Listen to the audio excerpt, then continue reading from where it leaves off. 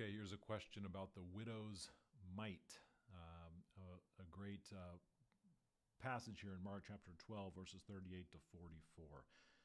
It says this, "Is the widow's offering an example of how the scribes had preyed on the helpless in their apostate system? So often it's taught as an example of selfless giving, which I suppose it could be.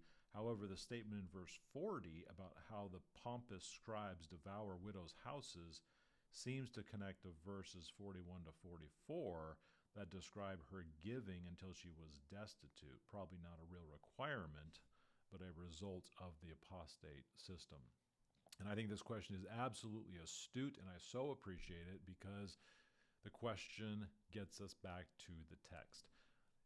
The questioner is absolutely right. Jesus never congratulates, never praises the widow for her gift, although I'm sure he would have if he was talking to her personally. That's not the point in Mark's telling of the passage. Mark is excoriating the Pharisees, the scribes. He's excoriating them. He's saying, you guys are absolute crooks. Look at what you're doing. You instead of taking care of the widows, as the law tells you to do, are actually devouring them. How dare you? And that is what Jesus does over and over and over again in the last week of his life during this Passion Week. And from a human perspective, that is what gets him on the cross.